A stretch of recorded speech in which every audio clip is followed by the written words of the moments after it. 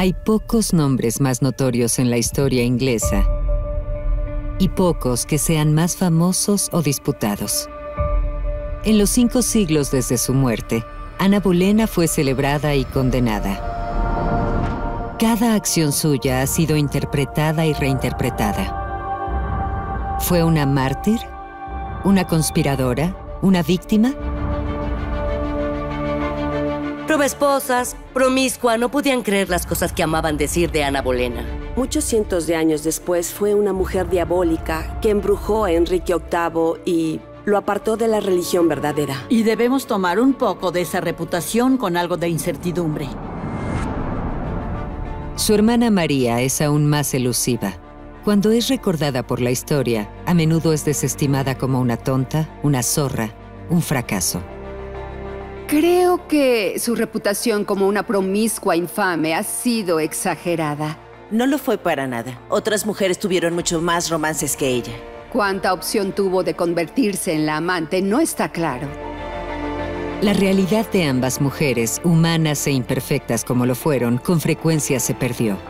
Hay algo sobre Ana y María que de verdad resuena con la gente y aún hablamos de ellas ahora, 500 años después. Las hermanas tuvieron una relación muy compleja. Nunca fue hostil ni amorosa, fue una mezcla de los dos. Vivían en la corte de un hombre peligroso y poderoso, donde había innumerables oportunidades para ascender, pero donde un solo error les costaba su reputación, la fortuna de su familia y hasta sus vidas. Esta es una historia de ambición y poder, de deseo y obsesión, de un hombre que podía tomar lo que quisiera y de 2 hermanas que sufrieron las consecuencias. Ana y María, una historia de 2 hermanas.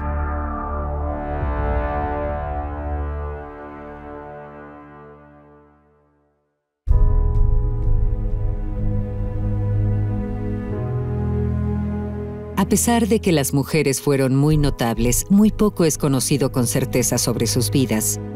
Su apariencia es disputada. El retrato más famoso de Ana Bolena no fue pintado durante su vida y la única imagen que tenemos de María ahora se piensa que es de alguien más, quizás de Ana. Tampoco se sabe con certeza cuándo nacieron las hermanas.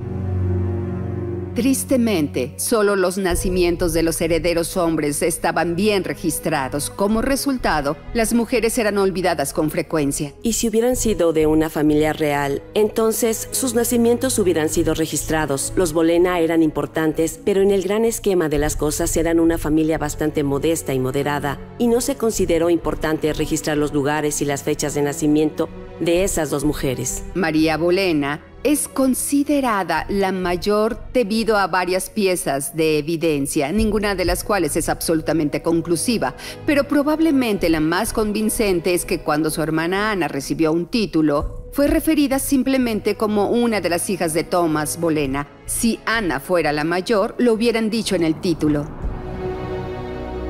Las hermanas probablemente nacieron en la mansión Bleaking, cerca de Norwich, unos años después de 1500. Pero vivieron su adolescencia en Kent. El castillo Hever era la finca de la familia Bolena. Fue heredado por Thomas, el padre de Ana y María, en 1505.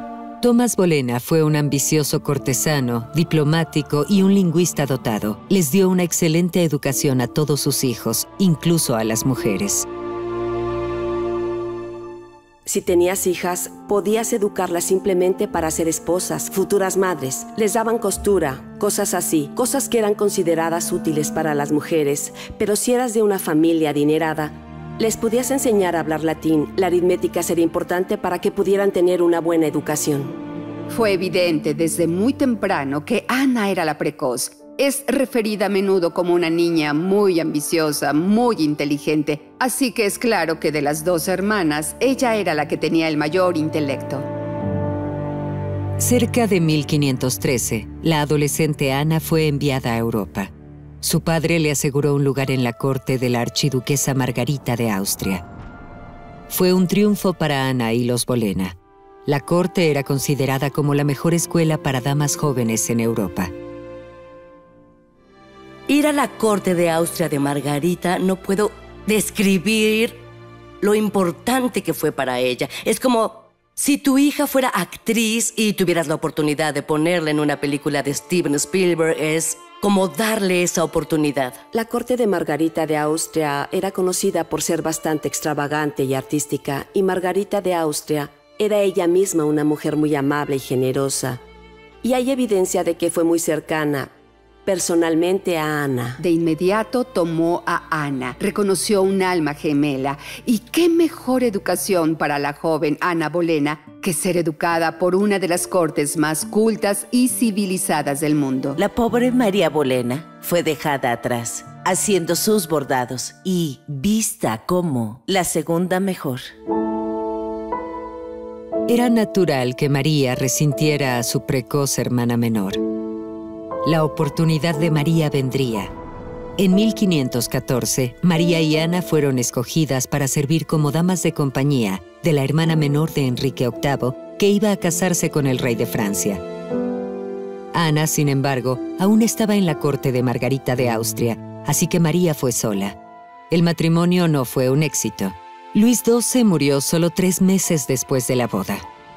La corona pasó al primo de Luis, Francisco. Poco después, Ana se unió a su hermana en la nueva corte francesa. Pero las hermanas Bolena tendrían experiencias muy distintas ahí. En este punto, empiezas a ver que las vidas de Ana y María divergen. Que María es más amante de su hogar, no comprende realmente las intrigas espinosas y mordaces de la vida en la corte. Pero Ana disfruta de las justas, disfruta de las peleas. Claudia de Francia dejó que las otras damas regresaran, pero le ofreció a Ana quedarse en la corte con ella. Ella es una reina francesa, muy culta, muy educada, muy respetada, pero quería a Ana. La vida de Ana estuvo basada en Francia por un buen número de años. Ella mantuvo los gustos franceses por el resto de su vida. Ana permaneció expuesta a esta corte renacentista altamente culta y artística. Y ciertamente estuvo expuesta a algunas mujeres muy poderosas. La reina madre de Francia, Luisa de Saboya, por ejemplo, y pudo ser capaz de ver cómo las mujeres de influencia y poder eran capaces de operar por ellas mismas. Ese tiempo fue formativo en términos de la mujer en la que se convertiría. Ana permanecería en Francia por 7 años. María tuvo un tiempo menos exitoso en la corte de Francia. El nuevo rey era un famoso mujeriego. Parece que María estuvo entre sus conquistas y se corrió la voz. María pronto llamó la atención de Francisco, quien era muy similar a Enrique VIII. Su imagen reflejada en Francia amaba a las mujeres, amaba las cosas finas en la vida. Y por supuesto María Bolena era una reconocida belleza, así que pronto llamó su atención. María desapareció de los registros históricos por los próximos 5 años.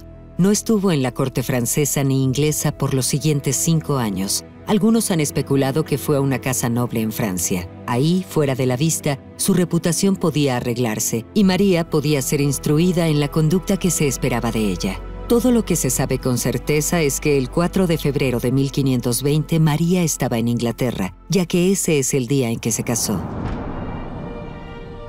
El rey Enrique VIII fue a su boda. Tal vez ahí fue donde María llamó su atención, pues poco tiempo después comenzó un romance con ella. El romance de María con Enrique VIII es fascinante porque hay evidencias muy fuertes que sugieren que no estaba completamente complacida con eso y que Enrique maniobró para ponerla en una posición que la obligó a convertirse en su amante. Usualmente esperaba que una mujer estuviera casada para seducirla y cualquier hijo que ella tuviera sería adjudicado a su esposo. Así es como se hacían las cosas entonces. Hay muchas contradicciones en la corte de Enrique VIII cuando se trata de romances. Así que por una parte todo es gobernado por un muy estricto código moral y caballeresco. Todo es muy romántico, pero debajo de todo eso hay una corte llena de ambiciosos hombres jóvenes, mujeres hermosas. Hay romances por todas partes. Y en la realidad es mucho menos moral de lo que Enrique muestra al público. Una mujer en la corte está en una posición muy difícil, sobre todo cuando el rey te inoportuna. ¿Qué dirías? ¿Sí o no? Él podía desterrarte, podía desterrar a tu esposo. Él tenía todo el poder y tú no tenías nada. En 1522, las relaciones entre Inglaterra y Francia se deterioraron. Ana fue convocada a la corte de Enrique VIII. Una vez más, eclipsó a su hermana mayor. Incluso cuando María era la amante del rey y probablemente tuvo un hijo suyo, ella fue pasada por alto en la corte. Ana era la estrella. Ana resaltaba entre las mujeres de la corte inglesa gracias a su influencia francesa, gracias a todo el tiempo que pasó ahí. Tuvo una excelente educación en Francia y también con Margarita en Austria. Ahora era su momento de brillar en Inglaterra. Siempre ha habido personas, hombres y mujeres, que tienen lo que en los años 20 se llamaba gracia. Hay algo sobre ellos que es extra carismático y Ana tenía eso saliendo de sus poros. No se sabe cuándo Enrique terminó su romance con María. Sin embargo, para 1526 ya había terminado, pues encontró un nuevo amor, que por supuesto fue Ana Bolena. En la década de 1520, la vida de las hermanas Bolena giraba alrededor de Enrique VIII. La mayor, María, tuvo un romance secreto con el rey y pudo haber tenido un hijo suyo. A la mitad de la década, fue Ana quien capturó el deseo del rey. Su dominio sobre él duraría más tiempo. Tendría consecuencias mayores. El romance entre María y Enrique VIII comenzó a esfumarse, sobre todo porque él siempre perdía interés en sus romances y la encontraba ella muy complaciente y dulce, pero no le interesaba lo suficiente como para atraparlo. Hay una idea equivocada de que entre Enrique VIII y María fue amor a primera vista. De hecho, le tomó al rey 4 años para percatarse de ella, así que solo fue alrededor de 1526 que Ana parece que finalmente llamó la atención del rey y le hace una declaración de amor a ella. No lo mantiene en secreto. Una vez que se enamora de Ana, se enamora bastante, está completamente obsesionado por ella. Pudo haber pasado una semana desde que se deshizo de una hermana y se movió a la siguiente. Pudieron pasar unos meses. Es tentador pensar que hubo unos pocos de entrecruzamientos porque mientras pasaba tiempo con María, lo más probable es que Ana también estuviera cerca. El rey cortejó a Ana con estilo, la llenó de regalos, le escribía cartas de amor efusivas, la visitaba, de verdad la asedió. Trató de hacerla su amante, pero por supuesto Ana se rehusó a eso. Ana se alejó del rey. Regresó a la finca de su familia en el castillo Hever, donde permaneció por 2 años. Su ausencia de la corte ha sido debatida por los historiadores por décadas. ¿Fue un plan para aumentar el deseo del rey o fue un intento genuino para terminar su obsesión? Empacó sus cosas, se dirigió de regreso a Hever, se quedó con su madre. Eso no es jugar a hacérsela difícil, era difícil de conseguir. Lo último que podía suceder era que una cortesana de 1500 fuera capaz de rechazar a Enrique VIII. Creo que a diferencia de su hermana, Ana nunca permitió que su corazón gobernara su cabeza. Mantuvo un cierto grado de perspicacia política, pero vio a su hermana ser rechazada y creyó que tenía un propósito y un destino. Y creo que siendo Enrique VIII el macho alfa de Inglaterra, encontró eso increíblemente seductor y solo lo incitó a que la persiguiera aún más. Para 1527, la esposa de Enrique VIII, Catalina de Aragón, ya no podía tener más hijos. Su matrimonio de 18 años produjo solo un hijo sobreviviente, su hija, la princesa María. El rey estaba desesperado para que un hijo continuara con la línea de los Tudor. Se convenció de que Dios mismo se lo estaba negando. Catalina, después de todo, estuvo casada con su hermano mayor. Ella insistió que su primer matrimonio nunca fue consumado, pero el rey no fue disuadido. Catalina no permitiría que su matrimonio fuera declarado ilegítimo como si estuviera viviendo en pecado. Eso también haría que su hija fuera una bastarda y la quitara de la línea de sucesión. Y hubo una batalla de voluntades. No deberíamos dudar que si Catalina hubiera tenido un hijo varón, nada de esto hubiera sucedido. Tuvieron un matrimonio feliz por 20 años. En lugar de hacer lo que en realidad debió hacer, encontrar otra princesa extranjera con quien crear una unión, dejó que Ana tomara control de su corazón y decidió conquistarla. El asunto es que, cuando quería divorciarse y dejó claro que quería casarse con ella, no había nadie más en el reino con el que pudiera casarse. No había nadie que quisiera arriesgar su ira para casarse con ella. Así que sus opciones eran casarse con él o ser una monja. Asegurar una anulación no sería fácil. El rey le encargó ese asunto a su ministro jefe, el cardenal Thomas Wolsey. Por los próximos 5 años, abogados y sacerdotes en toda Europa debatirían el asunto. Mientras lo hacían, los Bolena se volvían más y más poderosos. Por supuesto, para una familia, la virtud de una hija era lo más importante.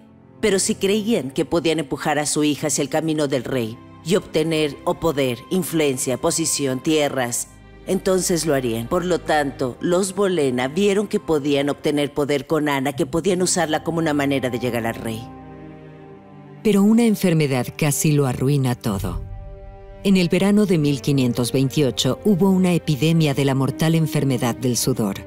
Ana se contagió de la enfermedad, que podía matar en pocas horas. Mucho para el alivio del rey, sobrevivió. La familia Bolena no quedó ilesa. El 22 de junio, la enfermedad se llevó al esposo de María, William Carey. Se quedó con 2 hijos jóvenes a los que debía cuidar. Y es claro que estaba, si no en la miseria, sí en la pobreza. Y estaba al margen de su familia. Fue gracias a la intervención de Ana que María recibió una anualidad de 100 libras. Ana también se encargó del cuidado de su hijo, Henry Carey, lo que significó que Henry ya no fuera una carga financiera para María. Claramente, Ana estaba ahí para intervenir y ayudar a su hermana, y parece que sí había un lazo de afecto de hermanas entre ellas en aquel tiempo, pero eso cambiaría. La viuda María dejó la corte y regresó al castillo Hever. Una vez más, desapareció de los registros históricos por varios años. Ana y el resto de su familia tenían problemas más grandes. Había poco progreso en la anulación del matrimonio del rey y Catalina. Enrique VIII, siendo el rey, asumió que sería capaz de obtener la anulación del Papa en Roma muy rápido, en una cuestión de meses. Pero por supuesto, eso no pasó. No estaba preparado para esto. Ana no estaba preparada para esto. Nadie estaba preparado para lo difícil que sería. Enrique VIII estaba en una posición imposible. Catalina no se irá, no se retirará. No dirá que su matrimonio fue consumado con Arthur. El Papa la apoya, al igual que el Sacro Emperador Romano. Parece que no hay manera de que lo pueda conseguir. Rumores del romance del rey con María Bolena también se extendieron. Expusieron la hipocresía del caso del rey. Porque si la relación de Catalina con su hermano hacía su matrimonio incestuoso, entonces el romance del rey con María imposibilitaba cualquier conexión con Ana. El continuo fracaso de asegurar la anulación enfurecía al rey. Buscó a alguien a quien culpar. Wolsey fue un hombre muy poderoso en la corte por muchos años, la mano derecha del rey. Jugó un papel muy importante en tratar de obtener la anulación del matrimonio del rey con Catalina. Sin embargo, falló repetidamente y creo que Ana comenzó a culparlo por no perseguir la anulación tan vigorosamente como ella pensaba que debía. Ese fue el primer golpe para el cardenal. La segunda parte fue que comenzó a negociar con Europa y se acordó que si el rey hacía a Ana a un lado, la negociación sería más fácil. Cuando Ana se enteró, se ofendió mucho y se enfureció completamente y se negó a tratar con Wolsey. Y básicamente le dijo al rey que si no lo arreglaba, ella no lo soportaría. Wolsey era un estadista brillante, muy astuto, pero calculó mal. Pensó que Ana era solo interés amoroso corto del rey y que ella pronto estaría fuera de la corte. Por supuesto que fue un grave error de cálculo y pagó el precio. Wolsey fue desterrado de Londres. Fue acusado de traición y se le ordenó regresar solo para enfrentar los cargos. Murió en el viaje. Con Wolsey muerto, Ana se volvió más poderosa y ganó un nuevo aliado en la figura de Thomas Cromwell. Él compartía las simpatías de Ana para reformar la iglesia, y con su apoyo pronto tuvo el oído del rey. Intentó una estrategia distinta que la de Wolsey, y el rey Enrique sería declarado jefe supremo de la Iglesia de Inglaterra. Nadie podría negarle nada. Los años de espera de Ana casi habían terminado. En 1531, Enrique VIII expulsó a su esposa de la corte. Nunca la volvería a ver. Ana era reina en todo menos en nombre. A principios de 1533, el rey y Ana por fin se casaron.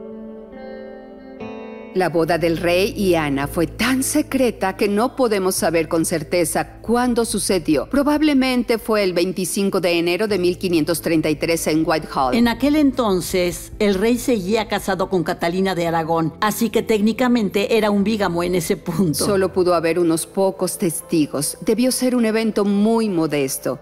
Y al final fue apresurado, y por una buena razón, pues Ana estaba embarazada.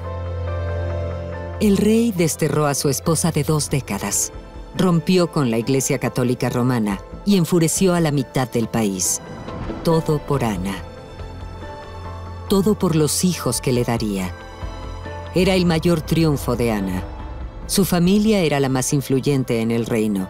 Incluso María, aún recluida en el castillo Hever, ascendería junto con su hermana.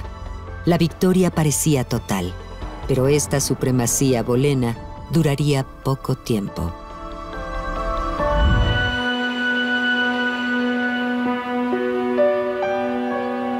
En 1533, los largos años de espera terminaron. El Parlamento pasó leyes para quitarle a la Iglesia Católica su autoridad sobre Inglaterra. El ministro jefe de Enrique VIII, Thomas Cromwell, finalmente forzó la anulación del primer matrimonio del rey, y Ana y Enrique por fin se casaron. Todo estaba listo. Ese junio, la embarazada Ana Bolena fue por fin coronada reina de Inglaterra. La coronación de Ana Bolena fue un asunto extraordinariamente lujoso, como nunca se había visto en Inglaterra. El rey no reparó en gastos, hubo desfiles y celebraciones en toda la capital. Hubo una procesión de barcos en el Támesis. Las celebraciones duraron 4 días. Miles de personas fueron a ver el espectáculo. Hubo fiestas. Ella fue cargada en una litera por las calles y las personas realizaron obras de teatro. Así que fueron 4 días de festividades, todo por ella. Así que debió sentirse que ella era la segunda persona más importante en el reino. Ella hizo lo que ninguna otra mujer había hecho antes. Tomó al rey para ella sola. Y lo más importante es que ella era de verdad la esposa del rey. Estaba enamorado de ella. No fue un matrimonio arreglado que él hizo para sus propósitos dinásticos. De verdad estaba enamorado de ella y ahora Ana era la reina. El público odiaba a Ana Bolena. Tenía muy pocos simpatizantes. La veían como la usurpadora de la verdadera reina, Catalina de Aragón, quien era muy amada por la gente. La hermana viuda de Ana, María, regresó a la corte. Ella fue nombrada como una de las nuevas damas de compañía de la reina, pero de nuevo, su tiempo en una corte real fue infeliz. Tal como ella lo escribió en una carta, vi que el mundo hacía muy poco por mí. Ella sostuvo la carga de la impopularidad de su hermana y estaba muy consciente de eso. Todos estaban convencidos de que la nueva reina le daría al rey lo que más deseaba. En septiembre de 1533, Ana dio a luz a una bebé. El nacimiento de Elizabeth fue una catástrofe. Era saludable, era fuerte, pero una mujer. El rey estaba convencido de que sería un hombre y para él fue como un presagio. Fue una burla de todo lo que hizo para casarse con Ana y desterrar a su primera esposa, porque la única razón por la que Ana hubiera sido aceptada por la población de Inglaterra es si hubiera dado a luz a un príncipe, un heredero. El momento en que ese bebé fue declarado como mujer fue el comienzo del final.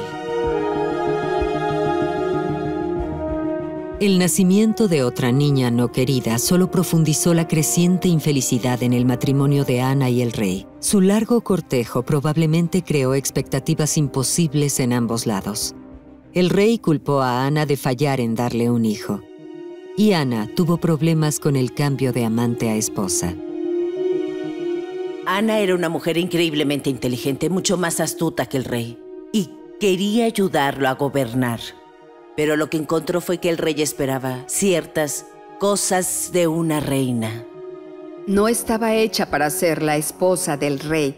Enrique VIII estaba acostumbrado a una esposa que fuera complaciente. Ella conocía sus deberes, quedarse en el fondo. Ese no era el estilo de Ana. No estaba preparada a ignorar sus indiscreciones. Y cuando supo que comenzaba a prestarle atención a otras mujeres, se enfureció y lo reprimió frente a sus cortesanos, algo que él odiaba. Una mujer que era muy religiosa, que se negó a ser la amante del rey sin importarle nada. De ahí es de donde salen todas las historias del mal temperamento de Ana. ¿Cómo es que no empezó a apuñalar al rey? No lo sé. A pesar de sus discusiones, Ana se embarazó otra vez. En 1534 casi completa su embarazo cuando tuvo un aborto espontáneo. Perdió al bebé. Era un hombre. Su segundo embarazo lo presumió, por supuesto. Tenía mucha confianza. Hablaba sobre sus ansias y de verdad mostró el hecho de que estaba embarazada otra vez. Ana perdió a ese bebé muy tarde en su embarazo, posiblemente en el 7º u 8º mes, lo que debió ser un evento bastante traumático para ella. Enrique VIII parece que no pudo soportar eso. Claramente fue un evento emocionalmente destructivo para los dos. Ana se embarazó de nuevo muy rápido, pero comenzamos a ver el mismo patrón que vimos con Catalina de Aragón. Embarazos fallidos, abortos, embarazos que no fructificaban. Y cada vez que un embarazo fallaba, el rey amaba a Ana un poco menos. Ana perdió a un hijo y estaba perdiendo al rey.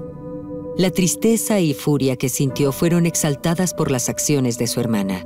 Al final del verano de 1534, pocas semanas después del aborto de Ana, María reapareció en la corte.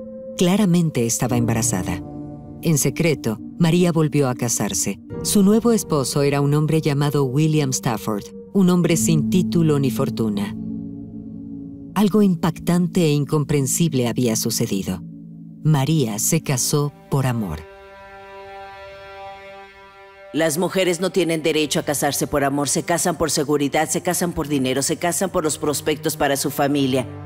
En aquellos días, ciertamente, tenías que pedirle a tu padre un permiso, y cuando tu hermana es la reina de Inglaterra, también tienes que preguntarle, y María no hizo nada de eso. Probablemente porque sabía que sería rechazada, y la persona que ella eligió, solo un soldado humilde, no tenía posición social, no era bueno para la hermana de la reina. Es precisamente en este momento cuando Ana está realmente luchando por darle un hijo al rey, o de hecho solo otro niño con vida. Entonces su hermana María llega a la corte. Está recién casada y está embarazada. Uno no puede evitar sospechar que en realidad solo está presumiendo.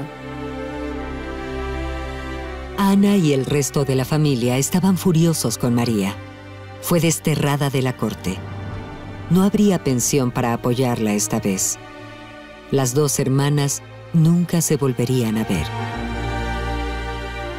María estaba muy sorprendida por la severidad de la reacción de su hermana y de hecho por la reacción del rey. Y probablemente estaba bastante herida y un poco asustada porque ella acababa de aceptar como un hecho, siendo la hermana de la nueva reina, que su lugar en la corte estaba asegurado. En una carta a Cromwell, María escribió: «Buen secretario principal, pídale a su Alteza Real que tal y como siempre ha sido su costumbre, tenga piedad de nosotros». ¿Por qué le escribió a Cromwell? Bueno, es el hombre más poderoso de Inglaterra después del rey. Es el nuevo ministro jefe de Enrique VIII. Y es gracias a Cromwell que Ana Bolena está en el trono. Él consiguió la anulación. y puso a Ana en el trono. Así que por supuesto María le suplica que le ayude, pero sus súplicas caen en oídos sordos. Para aquel entonces, el astuto Cromwell ya no era amigo de Ana. Le ayudó a convertirse en reina, pero los dos discutían con frecuencia. Después del rompimiento de Inglaterra con Roma, un gran premio estaba en juego para reclamar: las tierras y propiedades de las órdenes monásticas. Pero Ana y Cromwell discrepaban sobre cómo utilizar el dinero. Thomas Cromwell envió a sus escuadrones a toda Inglaterra para averiguar cuánto dinero tenían los monasterios, y Ana sintió que el dinero de los monasterios, si lo obtenían, debía ser usado para buenas obras y crear oportunidades educativas entregando a la caridad. Cromwell consideraba que debía ser entregado a las arcas reales para beneficio del rey. Ella no quería la disolución de los monasterios. Luchó contra eso y quizá eso fue lo que la mató. Ana hizo que su sacerdote predicara un sermón en el que habló sobre cómo Cromwell trataba la disolución de los monasterios y quedándose con parte del dinero, tal vez no para sí mismo, tal vez no para causas dignas. Cromwell encontró ese sermón muy amenazador y comenzó a enfrentarse a Ana. Era una cuestión de supervivencia. Ana se encontraba entre Thomas Cromwell y el dinero, lo que resultó no ser un buen lugar para estar. Ana cometió un gran error al hacerse enemiga del poderoso Thomas Cromwell, porque si quería eliminarla, lo podía hacer.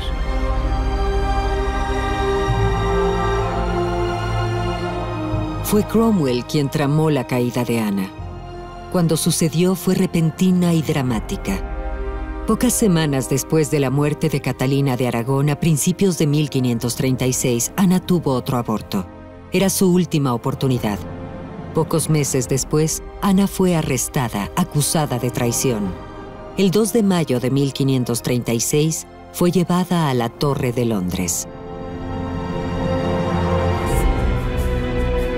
La caída de Ana Bolena fue tan repentina como brutal.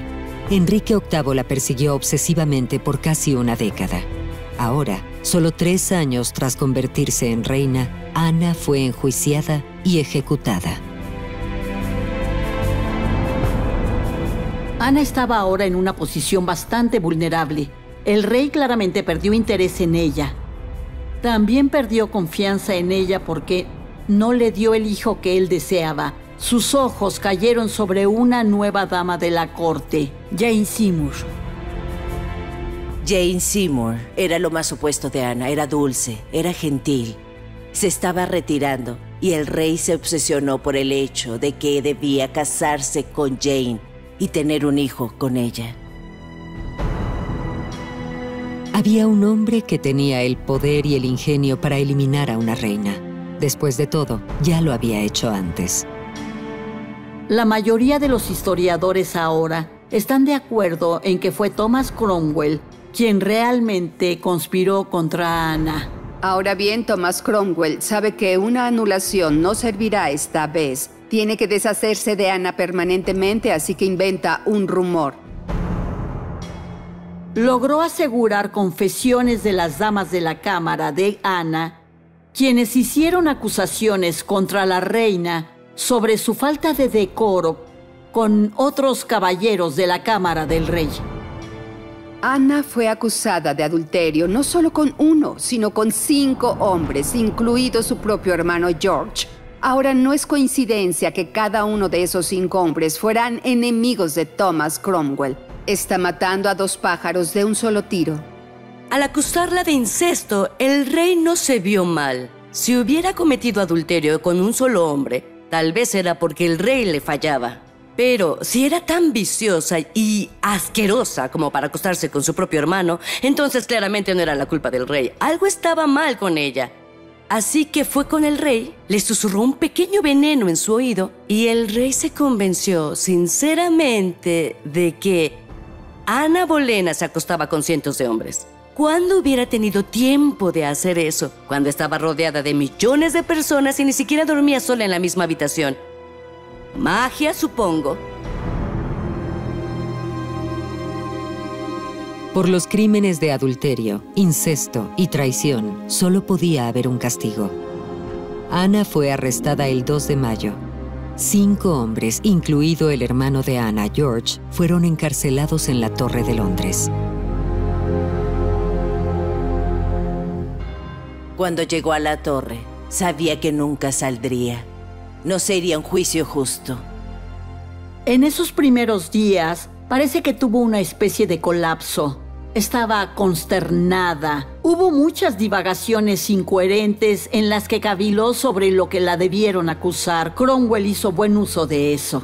Durante el encarcelamiento de Ana en la torre, se volvió histérica. En un punto se puso las manos alrededor del cuello diciendo: «Tengo un cuello pequeño. La ejecución no durará mucho». Pero al final de todo esto, su valentía realmente brilló. Los primeros juicios se realizaron el 12 de mayo.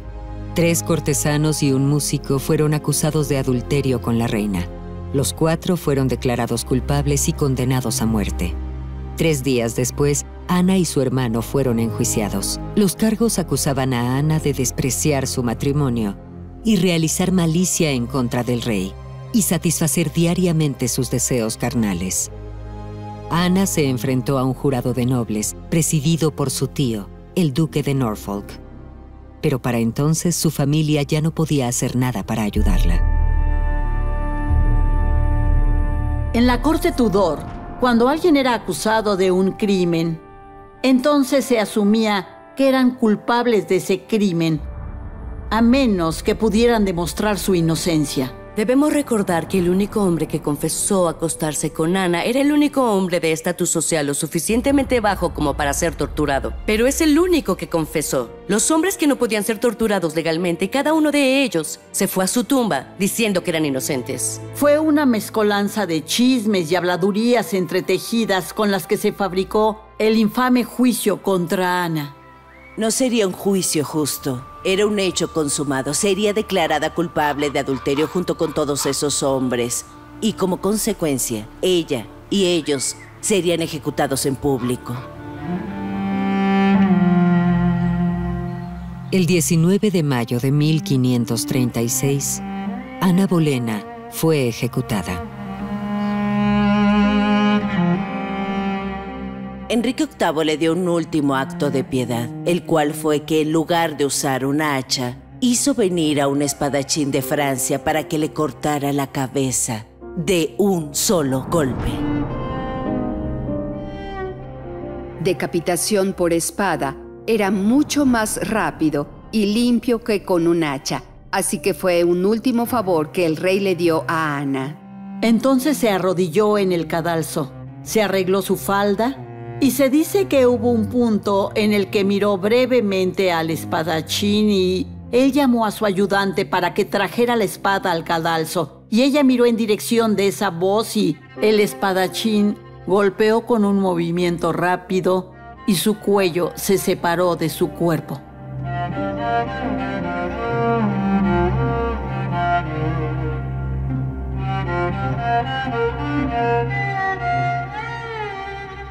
Pocos días antes de la ejecución, el rey hizo que el arzobispo de Canterbury anulara su matrimonio con Ana. Elizabeth, la hija de Ana, fue declarada ilegítima.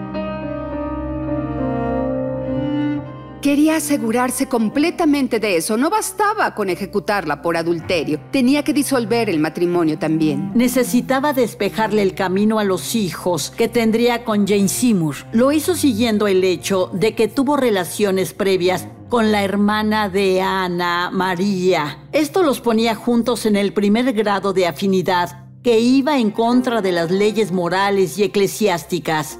Y significaba que cualquier unión que hubieran tenido Ana y el rey no podía ser válida, y fue la razón por la que se anuló el matrimonio. Tras su ejecución, Ana fue enterrada en la capilla de la Torre de Londres. El rey se casó con Jane Seymour solo 11 días después. Ella le daría, por fin, el hijo que tanto deseaba. Eduardo nació el siguiente octubre. Jane murió poco después del nacimiento. Y a pesar de que se casó 3 veces más, Enrique VIII no tendría más hijos. Murió en 1547. La hermana de Ana, María, vivió en la oscuridad por el resto de su vida. No hay pruebas de que María se reconciliara con lo que quedaba de su familia. Después de que su padre murió en 1539, María heredó las propiedades de los Bolena y se convirtió en una mujer adinerada. No sabemos si estaba en Londres o en la corte. Desafortunadamente, no hay registros de lo que pensó sobre la caída de su hermana o de su hermano. Su familia fue públicamente humillada y terriblemente expuesta. Era claro que no había lugar para ella en la corte ni en la vida aristocrática de Gran Bretaña. Se sumió en la oscuridad. No sabemos mucho sobre su vida posterior, y eso pudo haber sido a propósito. Sabía cuándo mantener un perfil bajo. A menudo, María es vista como una mujer sin inteligencia, la Bolena más estúpida. A pesar de que su familia cayó en desgracia y sufrió mucho, y tanto su hermana como su hermano fueron ejecutados, ella se mantuvo fuera de eso y no fue arrastrada al juicio, al caso ni a la ejecución. Así que tal vez era más inteligente de lo que le damos crédito.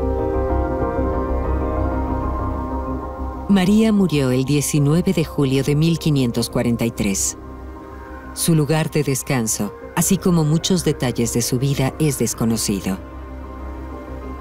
Murió de causas naturales en un matrimonio amoroso y una buena casa, que es más de lo que se puede decir de su hermana. Los hijos de Ana y María moldearían la historia de Gran Bretaña por siglos. Los hijos de María se convirtieron en caballeros y cortesanos, y una de sus descendientes ahora está sentada en el trono de Gran Bretaña.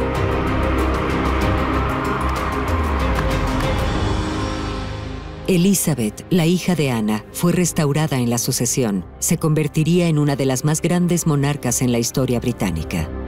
En su propia época, pocos valoraron a las hermanas Bolena más allá de su potencial de capturar el ojo de un hombre poderoso para darle placer u otorgarle un hijo. Creo que el legado de ambas es el hecho de que aún estamos hablando de ellas 500 años después. Ana Bolena fue una fuerza de la naturaleza. Fue una mujer adelantada a su tiempo de muchas maneras. Jugó un papel muy importante y fundamental en la Reforma. Tanto que realmente cambió el paisaje. María, en cambio, fue más convencional. Era una mujer acomodada, que se convirtió en la amante del rey y vivió una vida confortable después. Es una desgracia que estas dos mujeres sigan siendo acusadas de ser zorras por causas que no podían controlar. Así que pienso que su legado está manchado y no debería ser así. Su legado debería ser que fueron fuertes, que hicieron lo mejor que podían con lo que tenían y que fueron castigadas por ser muy buenas en eso. Tienen un legado propio en sus acciones e identidades como individuos, como mujeres y como hermanas.